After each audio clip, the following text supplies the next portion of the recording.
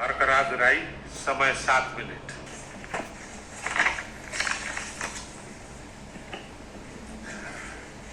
सम्माननीय सभामुख महोदय, सर्वप्रथम त म सबैजनालाई हार्दिक शुभकामना र बधाई ज्ञापन गर्न चाहन्छु। आफ्नो मनको विचार राख्नुभन्दा पनि म जनताले हामीलाई के का लागि यहाँ पठाएका छन् भन्ने बारेमा पुरागत रूपमा जनताका मागहरू वाचन गरेर सुनाउन चाहन्छु। तर त्योभन्दा पहिला चाहिँ हामीले पक्कै पनि देश बनाउनका लागि, देश परिवर्तन गर्नका लागि भनेर आएका छौँ। सबैभन्दा पहिला आफूले आफैलाई परिवर्तन गर्नुपर्छ भन्छु म। अघिल्लो शपथ ग्रहणको दिन पनि हामी 12 मिनट 46 सेकेन्ड ढिलो थियौँ भने आज 16 मिनट 55 सेकेन्ड हामी ढिलो भएका छौँ। जनताले हामीलाई यसरी ढिलो गर भनेर यहाँ पठाएको हो जस्तो मलाई लाग्दैन। त्यसो भएको कारणले प्रत्येक मिनटको महत्त्व यो सदनले बुझोस्, सरकारले बुझोस्, हामी सबैले बुझौँ। नेपाली हो, नेपाली समय हो। 2 बजीको बैठक 3 बजी जाँदा पनि हुन्छ, 4 बजी जाँदा पनि हुन्छ, जे गर्दा पनि नेपाल हो, नेपाली हो भन्ने खालको जुन भाष्य हामीले मनमा लिएर बसेका छौँ, यही सबैभन्दा मुख्य कारण हो हामीले उन्नति गर्न नसक्नुको। त्यसो भएको कारणले गर्दाखेरि सभामुख महोदय मार्फत म सम्पूर्ण सदन, सरकार सबैलाई ध्यान आकर्षण गराउन चाहन्छु। आउँदा दिनमा हामी बैठक सुरु हुनुभन्दा थोरैमा पनि 5 मिनट अगाडि उपस्थित हुनुपर्छ। म यो माग राख्न चाहन्छु। हामी विभेदको अन्त्य गर्छौँ भनेर यहाँ भनिरहेका छौँ। भर्खरै पनि पूर्ववक्ता माननीयज्यूहरूले थुप्रै कुराहरू राख्नुभयो, आफ्नो मनको कुराहरू। तर यहाँ यही सदनभित्र पनि विभेद भइरहेको छ। सत्ता पक्षले 30 मिनट बोल्दा पनि हुने, 40 मिनट बोल्दा पनि हुने, प्रतिपक्षले अलि सानोले होइन 3 मिनटमा सकिहाल्नु पर्ने, 2 मिनटमा सक्नुपर्ने। हामी पनि जनताले चुनेर पठाएका जनमत प्राप्त जनप्रतिनिधि हौँ। त्यसो भएको कारणले गर्दाखेरि हामीले आफ्ना क्षेत्रका आवश्यकताहरू, आफ्ना तपाईँका चाहिँ के अरे मागहरू राख्नका लागि प्रशस्त समय दिनुपर्दछ। त्यो खालको सदन हामीले बनाएर हामीले त्यो खालको सदन अभ्यास गर्नुपर्दछ भन्ने माग राख्न चाहन्छु। म आफ्नो मनको कथा म यहाँ गाउन चाहन्न। अब मेरो आफ्नो मन्तव्य राख्नुभन्दा पनि सरकारले कसो गर्नुपर्ने हो त? हिजो इतिहासमा हामीले के गर्यौँ, कसले के गर्यौँ, कुन नेताले के गर्यौँ, कतिको तपाईँको हामीले सङ्घर्ष गर्यौँ, के गर्यौँ भनेर भनिरहन आवश्यक छ जस्तो मलाई लाग्दैन। हामी के गरिरहेका छौँ आज र भोलि के गर्ने हो भन्नेतर्फ सरकारले आफ्नो नीति तथा कार्यक्रम बनाउँदाखेरि यस्ता कुराहरूलाई पनि समावेश गरोस् भनेर चाहिँ म यहाँ जनताको मागहरू, राष्ट्रिय स्वाधीनताको, हाम्रो सम्प्रभुताको, जनताले चाहेका कुराहरू के कस्ता छन् त भन्ने कुरा म मुद्दागत रूपमा वाचन गर्न चाहन्छु। पृथ्वी रहुन्जेलसम्म यो देश रहिरहनुपर्छ। हाम्रो देशको चन्द्र सूर्य अङ्कित झण्डा रहिरहनुपर्छ। त्यो मान्यता हामी राख्दछौँ। श्रम संस्कृति पार्टीले त्यो मान्यता राख्दछ।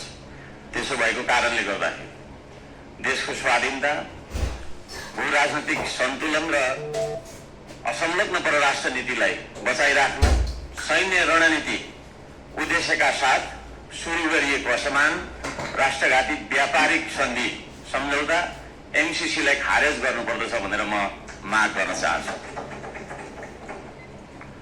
2 नम्बरमा सीमावर्ती क्षेत्रमा छिमेकी मुलुकहरूले गरिरहेको गतिविधिलाई सक्रिय रूपमा नेपाल सरकारले निगरानी राख्नुपर्दछ र संयुक्त राष्ट्र सङ्घ लगायतका निकायहरूमा गएर हाम्रो देशका 4 किल्ला कतिवटा हाम्रो भूगोल भन्ने सिमाना यकिन गरेर सिमानाको रक्षार्थ नेपाली सेनालाई खटाउनु पर्दछ भन्ने म माग राख्न चाहन्छु। नेपाली जनताले यो माग राखेको कुरा म जानकारी गराउन चाहन्छु। जनताले सोझै चुन्न पाउने प्रत्यक्ष कार्यकारीको चुनाव गर्नेतर्फ सरकारको नीति तथा कार्यक्रम अगाडि बढोस्। यदि सरकारले 2/3 नजिकको सरकारले त्यो कुरा अगाडि सार्छ भने त्यसमा हामी सबैले सहयोग गर्नुपर्दछ।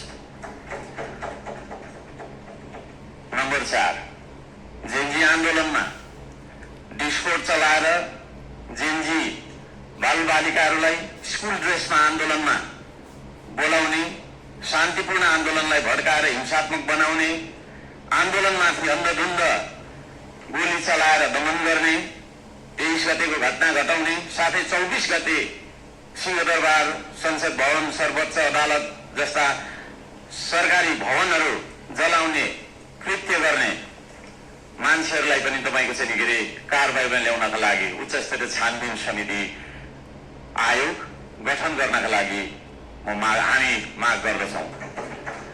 5 नम्बर, सम्पत्ति छानबिन तथा शुद्धिकरण अभियान सुरु गर्नुपर्दछ। सबैभन्दा पहिला अहिले सरकारमा रहेका मन्त्री परिषदका सम्पूर्ण मन्त्रीहरू, सांसदहरू, हामी सबैजना सबैको तपाईँको चाहिँ के अरे हाम्रो सम्पत्ति छानबिन हुनुपर्दछ। हामीबाट सुरु गर्नुपर्दछ त्यो चिज, किनभने हामी नियम कानुन बनाउने भने हामीबाटै त्यो कुरा लागू भएर जानुपर्दछ। हामीले बनाएको नियम कानुनले अरूलाई मात्रै ठ्याङ्ग्रोमा कस्ने खालको व्यवहार हामीले गर्नु हुँदैन भन्ने माग राख्दछु। शिक्षालाई जीवनोपयोगी बनाउनु पर्दछ। उत्पादन, निर्माण र आविष्कारसँग जोड्नु पर्दछ शिक्षालाई। शिक्षा भन्ने बित्तिकै कथा पढ्ने विषयवस्तु होइन, त्यो भन्ने बित्तिकै उत्पादन, निर्माण र आविष्कारसँग जोडिनु पर्दछ भन्ने हाम्रो माग हो। त्यसतर्फ सरकारले ध्यान दियोस्। हप्तामा 3 दिन मात्रै थ्योरी पढ्दाखेरि हुन्छ, 4 दिन विद्यार्थीले उत्पादन, निर्माण र आविष्कारसँग जोडेर क्रियाकलापहरू गर्न सक्नुपर्दछ। त्यो खालको जीवनोपयोगी शिक्षा लागू गरिनुपर्दछ भन्ने हामी माग राख्दछौँ। 7 नम्बरमा, खेतीबारीको समस्या हल नगरी देशको आर्थिक समस्या हामीले सुल्झाउन सक्दैनौँ, आर्थिक उन्नति हुन सक्दैन। त्यसो भएको कारणले कृषिमा देखिएका समस्याहरू पहिचान गर्ने र समस्या हल गर्ने सबै खालका तपाईँको प्राविधिक उपायहरू अपनाउने काम गरिनुपर्दछ भन्ने ध्यान आकर्षण गराउन चाहन्छु। नम्बर 8मा, कम्तीमा एक पालिकामा एउटा उद्योग हुनुपर्दछ, एक परिवारमा एकजना रोजगार हुनुपर्दछ। त्यो खालको नीति हामीले अपनाउनु पर्दछ। बन्द गरिएका उद्योगहरूलाई पुनः सञ्चालन गर्ने साथै नयाँ उद्योगहरूको स्थापना गर्ने नीति तथा कार्यक्रम सरकारले ल्याउनु पर्दछ भन्ने ध्यान आकर्षण गर्न चाहन्छु। 9 नम्बरमा, जनताको सेवा सुविधा, विकास र समृद्धिमा सार्वजनिक हितका लागि प्राकृतिक स्रोत साधन ढुङ्गा, गिटी, माटो, खोला, नाला, खानी, खनिज, वन जङ्गल जस्ता स्रोत साधनका सदुपयोग गर्न पाउने गरी सहज किसिमको चाहिँ नियम कानुन बनाउनु पर्दछ। कहीँ कतै हामी हुन्छ म सक्छु अब र यी सम्पूर्ण स्रोत साधनलाई परिचालन गरेर चाहिँ हाम्रो देशलाई समृद्ध बनाउनतर्फ हामीले ध्यान दिनुपर्दछ भनेर भन्न चाहन्छु।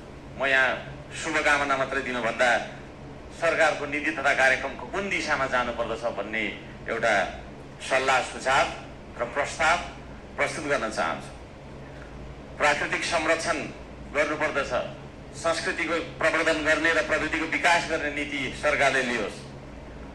सुशासनका निम्ति भ्रष्टाचार तपाईँको चाहिँ अन्त्य गर्ने, निष्पक्ष, विद्याव्यायी, पारदर्शी, जवाफदेही, दूरदर्शी, परिपक्व र दीर्घकालीन कामहरू गर्नेतर्फ सरकार अगाडि बढ्नुपर्दछ।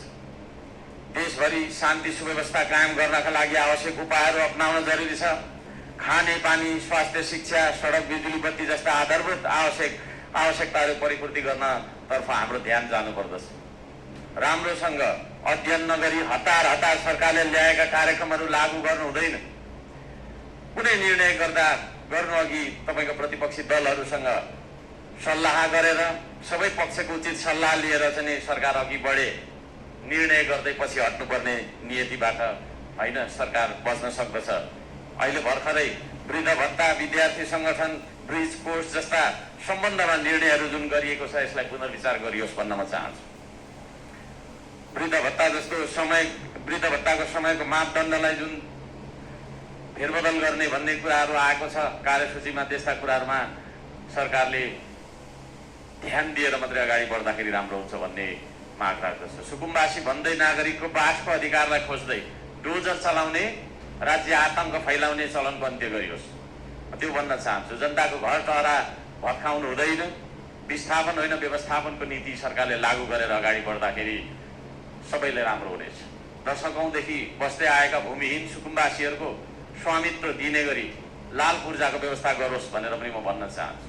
किसान मजदुर सुकुम्बासीका समस्या पहिचान गरी समाधानको पहल गर्ने धनीको मात्रै होइन गरिबको पनि हो यो देश भन्ने खालको आभास हामीलाई हुनुपर्दछ र जनतालाई पनि त्यो आभास भएको हुनुपर्दछ। त्यसतर्फ सरकारले काम गरोस् भन्ने म अनुरोध गर्न चाहन्छु। उपत्यका बाहिर पनि नेपाल छ भन्ने कुरा हामीले व्यवहारबाट जनाउनुपर्छ। यो काठमाडौँ उपत्यका मात्रै नेपाल हो भन्ने किसिमले सबै विकास चाहिँ यहाँभित्र मात्रै थोपार्ने किसिमको चाहिँ विकास हुनु हुँदैन भनेर म ध्यान आकर्षण गर्न चाहन्छु। सबै खाले विभेदको अन्त्य गरिनुपर्दछ। भूपू गोर्खा सैनिकहरूको समान पेन्सनका लागि नेपाल सरकारले आवश्यक सबै खालका पहलहरू गरोस्। नेपाल सरकारले गरेको सन्धि मार्फत चाहिँ गएका भूपू गोर्खाहरूलाई नागरिकता कायम राखेर चाहिँ उहाँहरूलाई एउटा नागरिकको दर्जामा राख्ने नियम त्यो खालको चाहिँ नीति हामीले अवलम्बन गर्नुपर्दछ भन्ने ध्यान आकर्षण गर्न चाहन्छु। समयको पाबन्दीले गर्दाखेरि मैले यी कुराहरू सबै कुरा वाचन गर्न चाहिनँ। माननीय सभामुख महोदयले 2-3 चोटि भनिसक्नु भएको छ र यो म पत्र सम्माननीय सभामुख महोदय मार्फत टेबल गर्न चाहन्छु र यस सल्लाह सुझाव अन्तर्गत सरकारले आफ्ना विचारहरू आफ्ना नीति तथा योजनाहरू अगाडि बढाओस् भन्ने म माग राख्न चाहन्छु। धन्यवाद।